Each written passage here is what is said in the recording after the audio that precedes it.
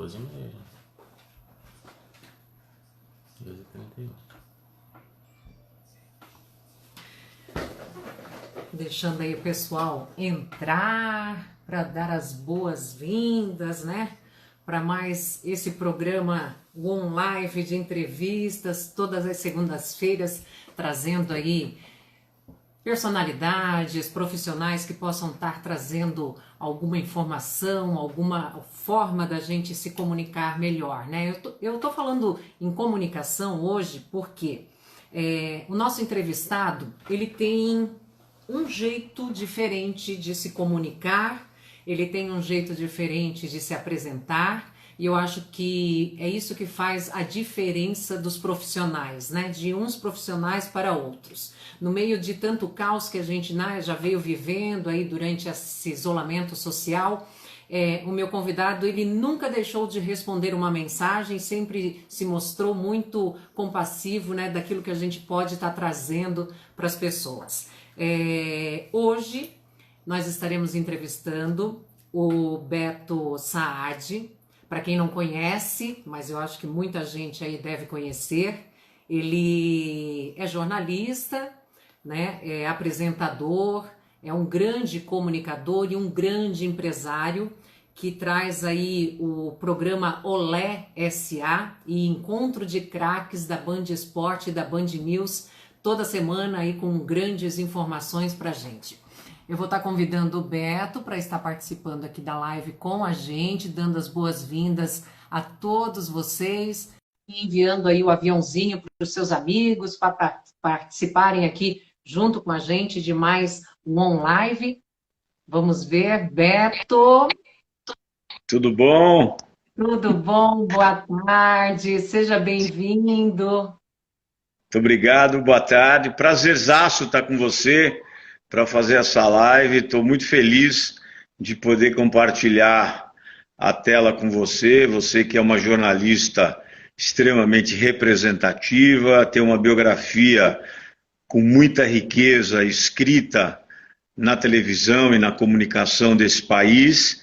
E eu me sinto absolutamente honrado e feliz em poder ficar essa horinha contigo aí para a gente fazer, como a gente diz no futebol, uma grande resenha. É isso aí, Beto. Eu queria que você contasse um pouquinho para a gente, né? Porque, assim, da sua história, você tem inúmeros projetos maravilhosos que você já percorreu aí, já fez. Eu até convido o pessoal para estarem entrando no Instagram do Beto, também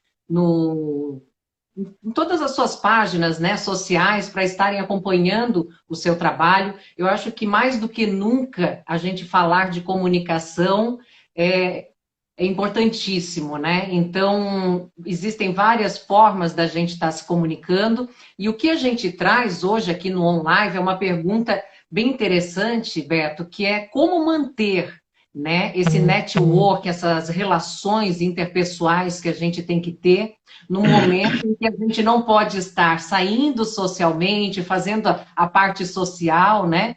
Como é que a gente deve se comunicar nessa hora? Na verdade, a minha história ela começa muito cedo, né? E eu comecei aos 10 anos de idade, na verdade, numa necessidade familiar. Eu acabei imaginando que como é que eu poderia gerar oportunidades para a minha vida, não é? Dentro de meu pai sofreu uma queda muito grande, e aí eu me vi obrigado a trabalhar, e eu tinha 10 anos de idade e fui buscar na facilidade, digamos assim, de engraxar sapatos, não é uma forma de eu não reunia recursos nenhum para poder fazer trabalhos, não é? 10 anos, enfim, e aí, através disso, eu fui atrás, não é? E fui buscar os meus sonhos, Annalise, fui buscar os meus sonhos, e através dessa primeira experiência, eu descobri, através de um barbeiro, que tinha uma barbearia num posto de gasolina, ali no Planalto Paulista, onde eu morava, e ele me deu a oportunidade, eu fui lá e falei, olha, eu preciso trabalhar. Aconteceu um problema com meu pai, e eu preciso trabalhar para ganhar um dinheirinho para ajudar nas minhas despesas e também na minha família. Imediatamente ele abriu as portas e falou, tem uma caixa de sapato aqui, de engraxar sapatos. Então, você já engraxou sapatos? Falei, nunca engraxei sapatos. Ele sentou comigo e me ensinou a engraxar sapato. Tinha lá uma graxa, tinha lá a escova, tinha o pano, enfim. E ele ficou lá comigo, perdeu algumas horas, não havia clientes, e ele perdeu algumas horas me ensinando a fazer a graxa, como a gente falava. Aí eu tinha um posto de gasolina, eu comecei a chamar os frentistas e as pessoas que lavavam o carro, olha, eu vou engraxar o sapato. E naquela época, não é, você é menina ainda, mas eu tenho 60 anos, então eu fui lá e cobrava 50 mil cruzeiros, que era uma nota que tinha a Princesa Isabel estampada numa nota roxa, não é? Ali. E aí começou o meu networking, porque as pessoas começaram a me chamar de Zé da Graxa, e eu peguei, naquela época, ainda tinha o finalzinho do bonde. Eu fui até a Praça da Sé, que o barbeiro falou, olha, alguém pode te levar até a Praça da Sé, aqui em São Paulo? Falei, para quê? Ele falou, porque ali tem os mais antigos, e eles engraxam sapatos das pessoas, e você pode aprender a entender um pouco mais da profissão, já que, se você quiser expandir, se você quiser ficar aqui, faz exatamente o que eu te ensinei, que vai sair de bom grado, mas se você quiser aprender, você vai conseguir. Eu fui para lá e passei alguns dias aprendendo, e até eu fiz test drive, digamos assim, nos sapatos dos clientes. Naquela época, as pessoas se enfeitavam, eles iam ao centro da cidade de São Paulo com ternos, as pessoas andavam muito bem vestidas, muito bem compostas, não é? Na formação, não é? Do seu design, vamos dizer assim, do seu look, né? Do shape das pessoas. Então as pessoas tinham o hábito de engraxar os sapatos. E eu fiquei lá, aprendi e voltei para a minha barbearia, e a partir dali eu vi a necessidade de se criar relacionamento para se abrir portas. E aí é bem o que eu coloquei no Instagram, não é? Eu comecei a descobrir com pouca idade qual era o amigo que eu queria, qual seria o profissional que eu gostaria de ser, qual seria o cidadão, quais os valores e princípios de pessoas que eu quisesse que me acompanhassem. E a partir daí as coisas foram andando e as relações fizeram parte da minha vida até hoje, abrindo portas, não são só relações profissionais, até porque o mundo corporativo, Analice, ele pode transformar relações que passam com o passar do tempo, né? Com o passar do tempo, elas passam a depender de cargos e objetivos. Você se torna amigo. Quantas pessoas que você conheceu na sua vida corporativa que hoje você mantém relações pessoais? Então, aconteceu isso, e isso foi o caminho de tudo, e as coisas foram caminhando. E aí eu fui atrás do meu sonho, eu fazia vozes, eu era imitador. E aí eu tinha facilidade de fazer vozes, eu era um bom piadista, como bom vendedor, né? Eu sou Saad, né?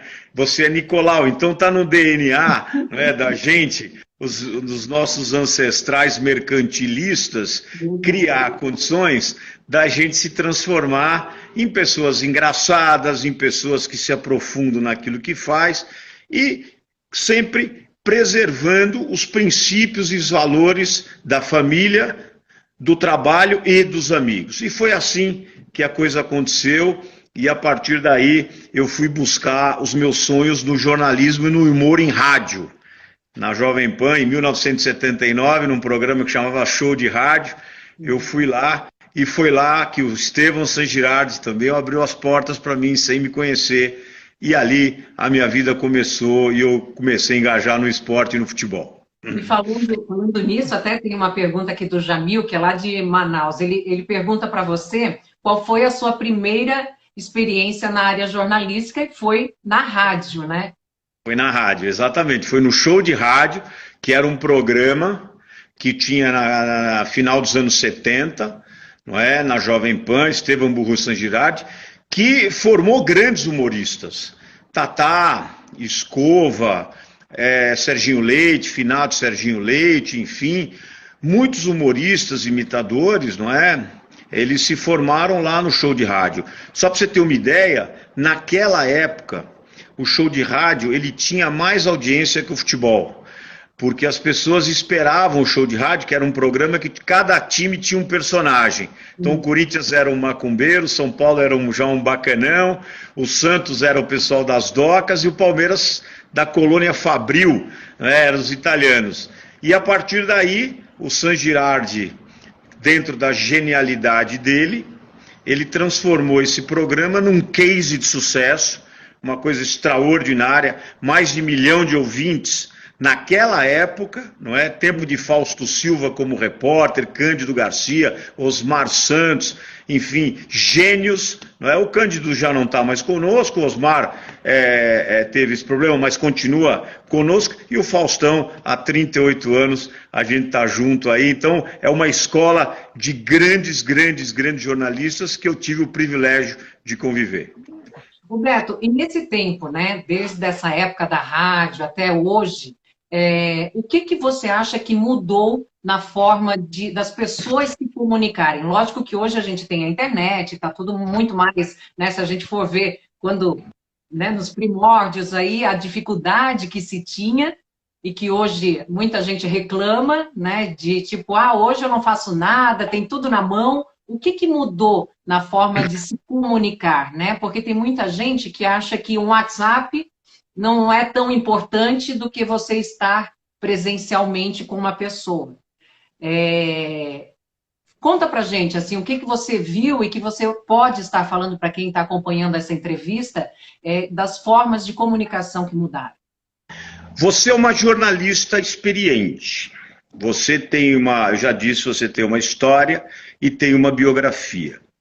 O que mudou, na verdade, é que hoje a tecnologia, apesar das grandes facilidades que ela nos proporciona do ponto de vista das buscas da informação, ela também tornou mais fácil esta procura, e esta procura, ela acaba criando facilidades em que as pessoas não se aprofundam muito, não é, no saber e no conhecimento.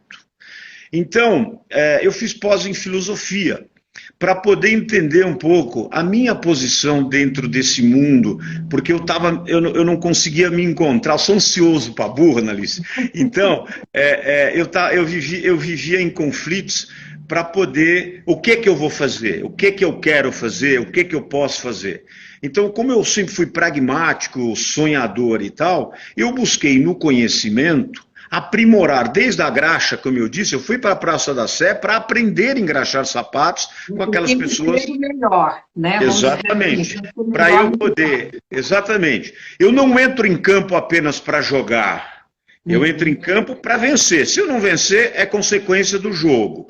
Então, o que falta, eu acho que mudou muito, são questões absolutamente de profundidade dessas pessoas em buscarem conhecimento, em buscar se aprimorar, em ler muito, no saber. O saber é algo que faz muita falta. Então hoje, por exemplo, há discussões, eu faço palestras, enfim, e há discussões que a gente discute. Por exemplo, hoje os jovens, não é, são muito tecnológicos, são absolutamente geniais, quer dizer, eles têm uma capacidade de armazenar informação e de criar, não é, dentro da tecnologia, situações maravilhosas, mas por outro lado, eles se esquecem que os pensadores já previam tudo isso, né? Então Sócrates, Platão, enfim, grandes Kant, enfim, grandes pensadores, eles pensavam em tudo isso. Então eles estavam naquela época já imaginando como seria o mundo e buscando através do conhecimento criar condições para que as pessoas pudessem viver um mundo melhor. E a falta da tecnologia exigia demais da gente a busca pelo conhecimento. Então eu queria ser o melhor jornalista do mundo, eu queria me aprimorar nas minhas funções, eu fazia 45 vozes, só para você ter uma ideia, e eu me aprimorava em tudo que eu fazia. Então eu acho que a grande diferença, eu vou te dar para resumir para os nossos craques aqui que estão nos vendo. No meu tempo de repórter de campo, a gente ia assistir um treino de futebol e a gente ficava à beira do campo assistindo o treinamento de futebol. E os técnicos tinham lá as táticas de jogo. Um treinador fazia alguma mudança tática, enfim, e a gente acompanhava e nós discutíamos, olha, o Muricy Ramalho mudou, o Josvaldo Brandão, enfim, mudou esse time, os treinadores, olha, o jogador A está jogando na outra posição, ou seja, então a gente ficava absolutamente consumido em analisar as táticas de jogo para poder passar para o nosso ouvinte, se fosse no rádio ou na televisão, quais eram as mudanças táticas que aconteciam. Hoje, nada contra, hein? Não estou fazendo julgamento de valor, mas hoje, os jornalistas, hoje, esses meninos, eles esperam a coletiva de imprensa, não é? Eles ficam ali na área reservada para a imprensa e eles estão esperando a coletiva e alguém falar do que mudou. Ou seja, não se aprofunda para olhar, para ganhar conhecimento e criar condições de escrever, criar condições de falar, ou seja, se expressar, seja do ponto de vista da escrita ou da palavra, entendeu? O que aconteceu? E isso acontece de maneira comum. E o que acontece hoje? Até por conta da mídia hoje, a falta de investimentos, principalmente na mídia impressa, há uma troca, por exemplo, às vezes, de cabeças tão brilhantes daquelas pessoas mais experientes como nós, por jovens que acabam colocando ali algumas coisas que realmente não tem um conteúdo mais profundo. Então, eu sinto que a mudança é essa, ou seja, as pessoas não são capazes de buscar. E aqueles que fazem busca, e a gente tem aí novos jornalistas que se destacam, são exatamente aqueles que estudam, aqueles que vão atrás, aqueles que buscam conhecimento. Não fica naquela linha da mediocridade. Eu acho que isso é que mudou um pouco. A gente vê aí a linguagem, né, vários tipos de linguagens que são usados, que a gente vê que no outro dia já não tem mais tanto ênfase, né? Então a internet ela meio que vai saturando um pouco e também acabando, eu acho que com os profissionais de fato que amam a profissão, amam, né, o que fazem. Mas Beto, conta pra gente agora um pouco, né, do programa Tá. do Olé S.A., porque a gente tem muitos assuntos aqui para estar conversando e o tempo não é tão grande. Não, vou contar. Né? Eu vou contar. Então, assim, aí eu fui minha vida de humorista, no show de rádio, depois fui repórter de campo, aí eu fui para a Jovem Pan em 1986, com o Tutinha, que é de uma genialidade extraordinária, e criamos lá o Djalma Jorge, que foi um personagem de humor, que foi um case de sucesso, o Tutinha genial como é, e aí era uma turma de humor do Djalma, era a equipe do Djalma Jorge, que foi um grande barato. Nesse caminho, eu acabei, a vida foi me oferecendo situações, eu fui empurrado na piscina sem saber nadar, e eu tinha que me debater para não morrer afogado. E aí, eu conheci, nessa época, uma pessoa da área de entretenimento, Chico Recarei, que foi o rei da noite por muito tempo no Rio de Janeiro, Scala Rio. Eu conheci um sócio dele aqui em São Paulo, Hugo Carletti, e ele me chamou para ser RP de uma boate, uma discoteca em Santana, na Zona Norte. E eu falei, nossa, RP de uma boate em Santana? E eu aceitei, porque eu precisava de dinheiro e ele pagava muito bem. Bom, resultado, eu fiquei lá algum tempo, depois eu me transformei em gerente, e de gerente eu fiquei dono do negócio. Então, eu fiquei lá em 4 anos eu já estava com o negócio, já virei sócio dos meus patrões, não é? E aí eu entrei nessa área de entretenimento com jornalismo, fazia humor na Jovem Pan, era repórter de campo, só para você ter uma ideia, eu dormia em colchonete na discoteca, porque eu não conseguia ir para casa, eu tinha que fazer programa de manhã na Rádio Esportiva, na Rádio Gazeta, depois eu tinha que ir para a Jovem Pan, tinha que ir para a discoteca, ia fazer o programa da tarde e à noite voltava para a discoteca para trabalhar. E foi uma época muito legal, Analice, porque nesse período eu descobri a minha capacidade de empreendedor. Eu descobri a minha capacidade de ser empreendedor. E aí, nesse momento, eu acabei largando, depois de alguns anos eu fui obrigado a largar o rádio esportivo, eu trabalhava com Osmar Santos e fui obrigado a largar, porque eu não conseguia mais conciliar. Uhum. E fui, vou chegar no programa, e fui, entrei na área de entretenimento. E junto com os meus patrões, que é agora meus sócios, nós trouxemos para o Brasil, no final dos anos 90, e nos anos 90, a Lamplight, que era uma discoteca na rua Franchuber, aqui em São Paulo. E aí eu entrei nesse segmento de entretenimento, comecei a trabalhar, a ver obra, como é que se construía, me aprofundei nessa questão e entrei no ramo de entretenimento e lá segui, depois das discotecas vieram os bingos e depois dos bingos eu me aprofundei também nesse segmento e eu fui para a área empresarial. Uma mudança de carreira completamente. Total. Aí eu fui, durante um tempo, a gente ficou muito grande nos bingos e tal, e eu realmente não estava feliz, eu já estava muito feliz, porque Deus foi muito generoso comigo, do ponto de vista das oportunidades. E aí eu mudei de ramo, eu conheci uma pessoa nesse caminho, e ele disse para mim, Flávio Padovan, que era à época gerente de marketing da Ford, e ele disse para mim, gostei de você. Eu fui num salão do automóvel com o Reginaldo Leme, gostei de você. E aí eu fui lá. Cheguei lá, falei, que você faz promoção? Falei, eu faço. Fazia nada, era mentira. Falei, faço. Eu preciso fazer uma feira em Londrina.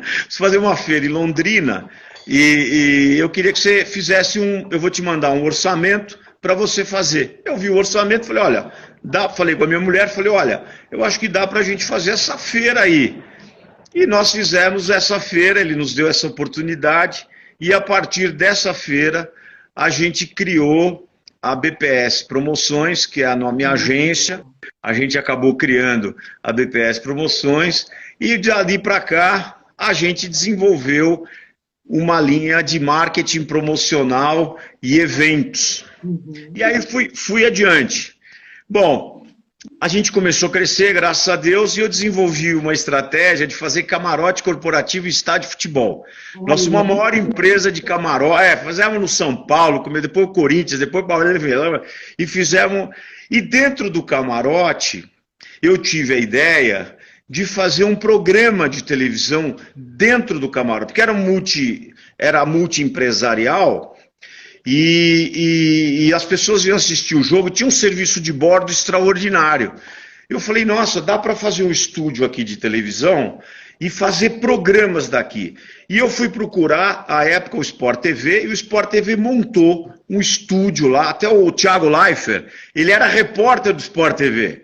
E o Thiago fazia lá as entradas, não é, dos intervalos e o fim de jogo, as entradas eram de lá. E a partir daí eu me inspirei e fui fazer um programa, a gente ficou grande e tal, e eu me inspirei e criei junto com o Flávio Padovan, só que aí ele era vice-presidente já da Volkswagen, e nós fizemos o Encontro de Craques, foi um programa que eu fiz na antiga concessionária da Com, ali na Faria Lima. O Encontro de Craques tem até hoje, né?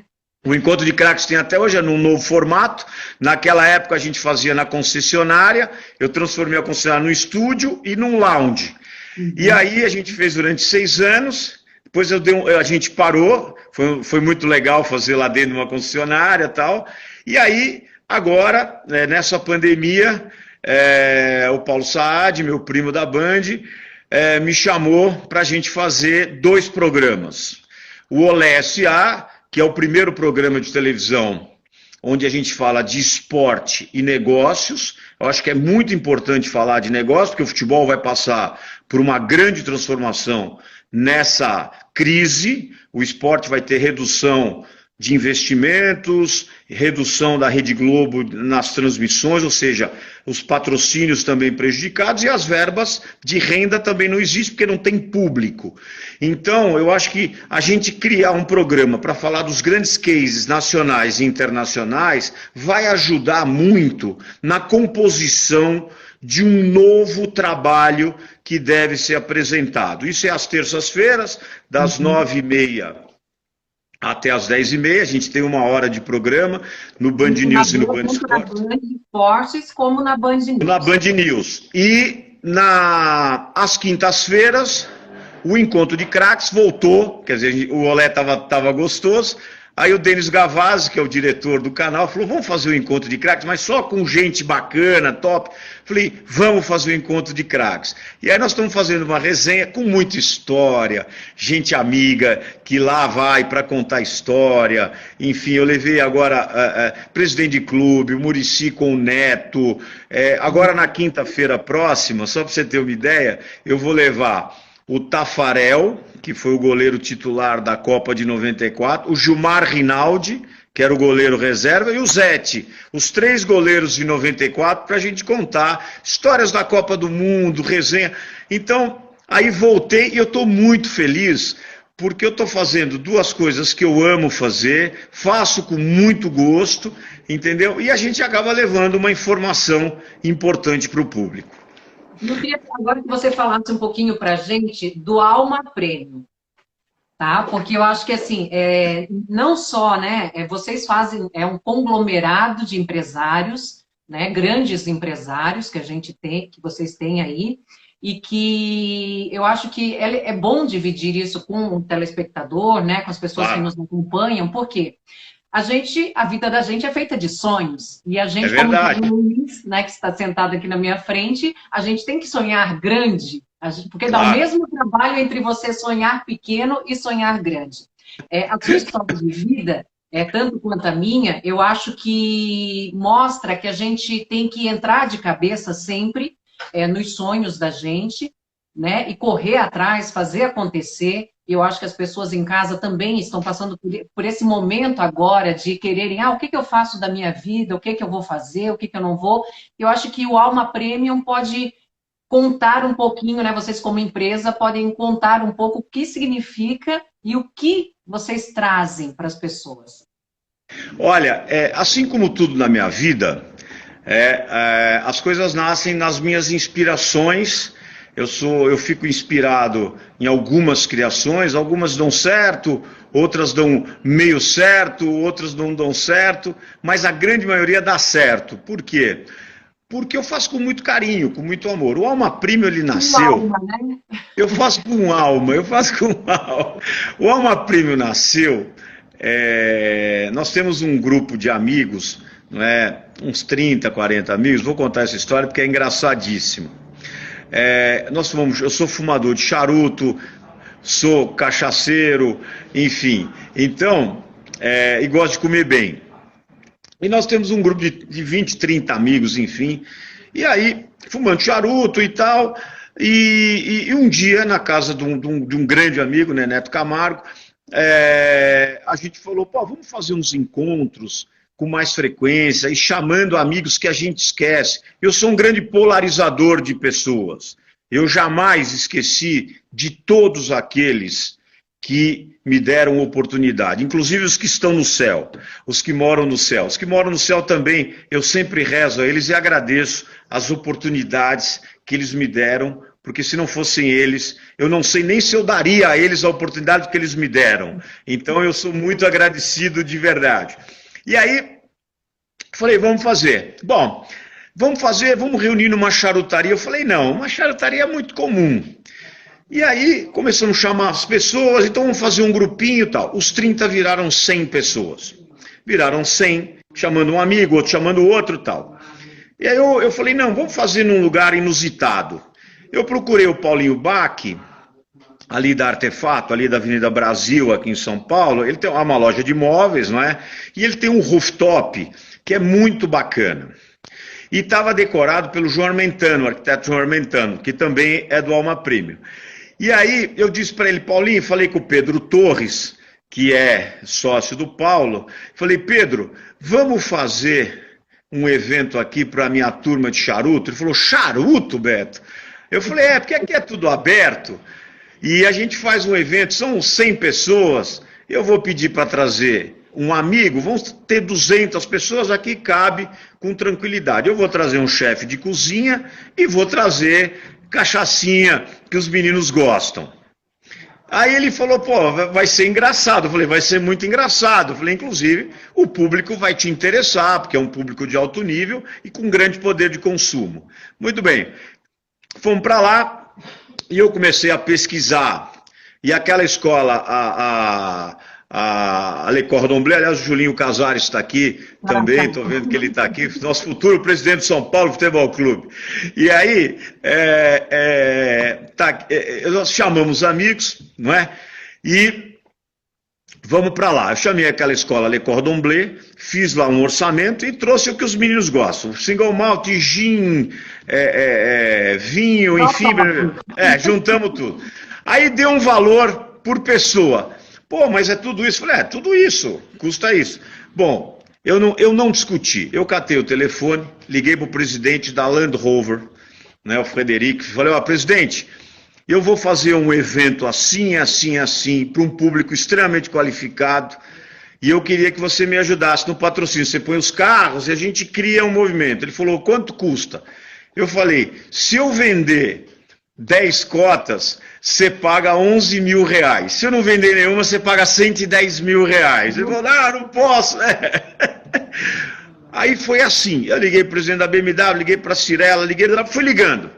Menino, eu consegui o dinheiro, e aí eu fiz o evento, só que os 200 se transformaram em 500. Foram 508 pessoas, lá no rooftop. Você imagina a fumaceira que estava na Avenida Brasil, o cheiro de charuto, mas foi uma grande celebração, foi uma festa incrível, começou às 6 da tarde, acabou por volta de 2, 3 horas da manhã. O PIB brasileiro se encontrou lá, as pessoas se encontraram, e a partir dali nasceu o Alma Premium.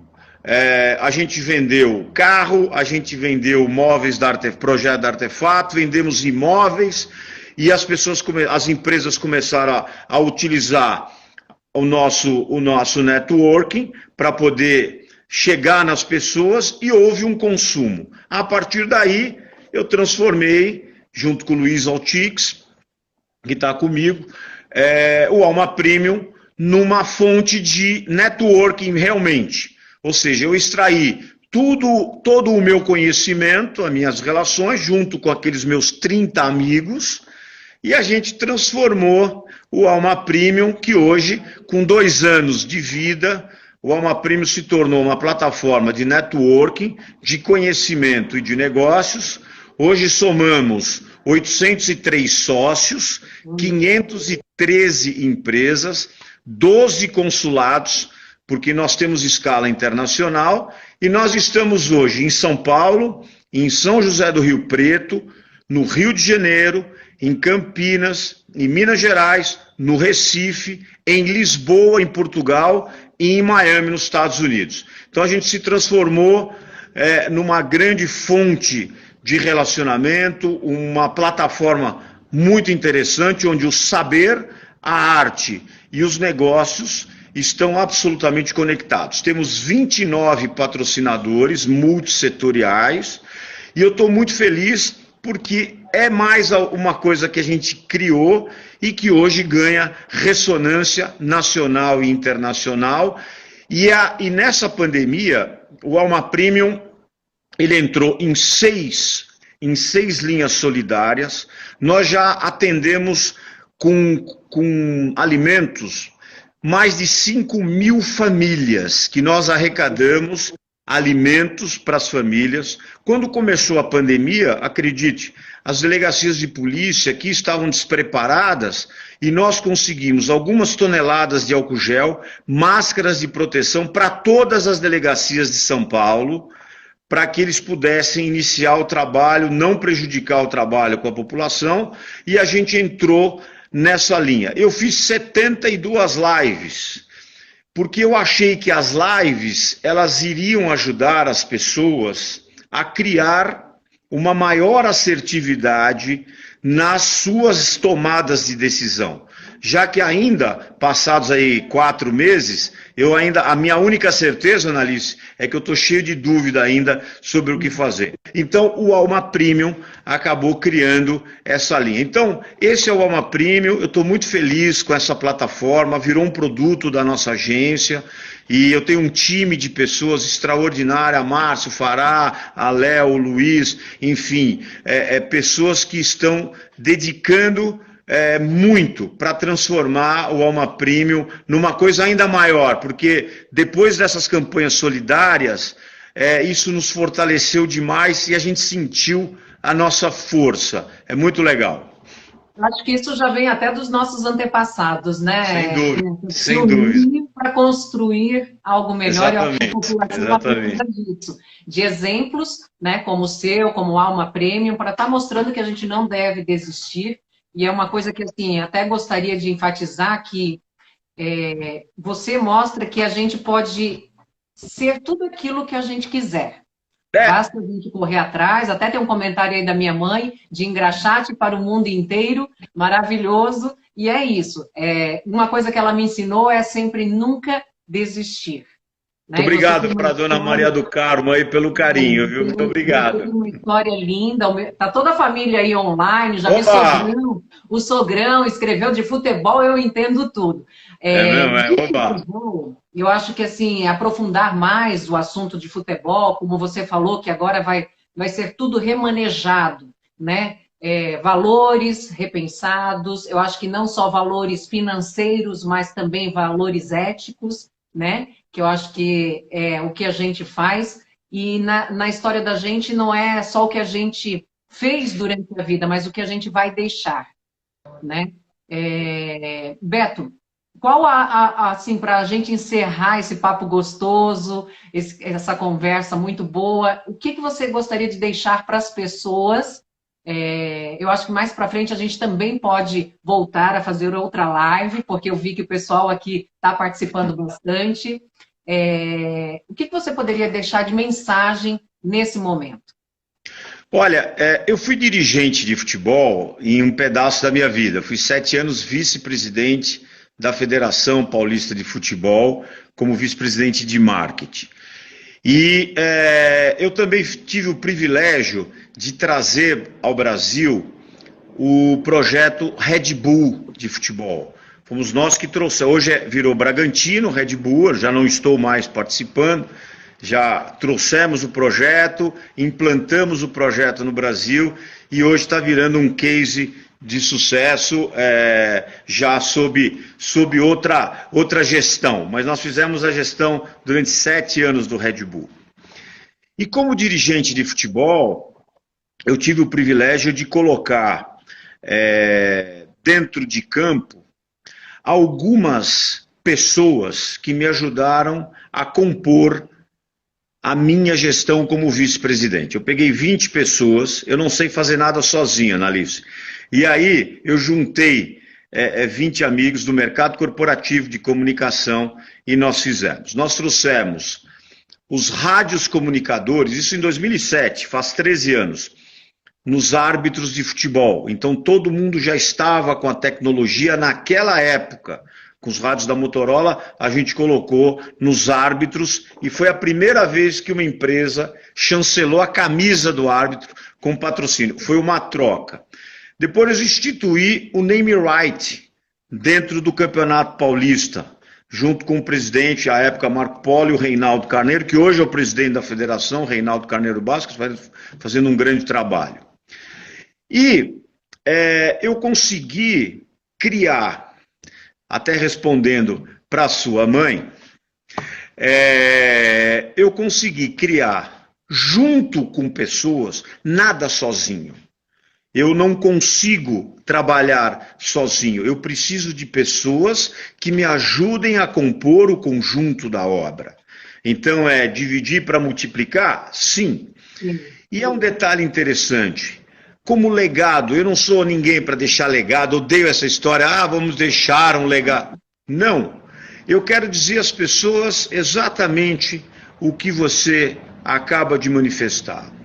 A gente ir atrás dos nossos sonhos, a gente não desistir, a gente extrair o melhor de nós, a gente buscar dentro do amparo, não é, do nosso saber, buscar o saber, buscar conhecer, buscar se aprofundar, ter emoção no que faz, entendeu? Emoção e despejar a fé, que é uma coisa que as pessoas estão perdendo muito, eu sou muito religioso, enfim, despejar a fé e não perder a esperança, mesmo nessa época de pandemia. Por quê?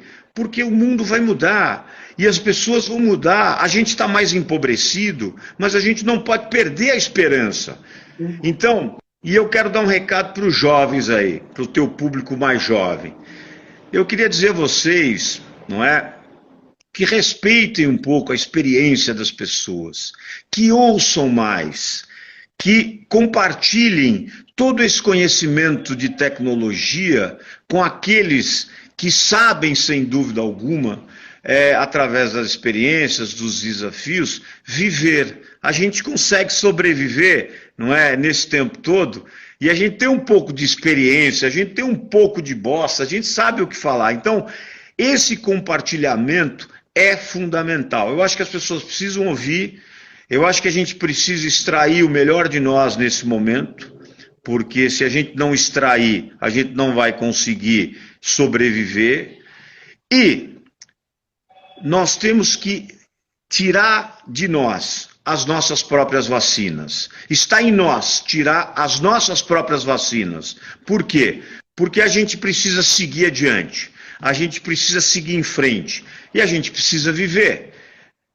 E na hora de votar, eu detesto falar de política, na hora de votar, observem bem quem está do nosso lado, quem está fazendo um bom trabalho, quem merece o seu voto, valorize o seu voto, porque é na rua e na urna que a gente vai mudar esse país.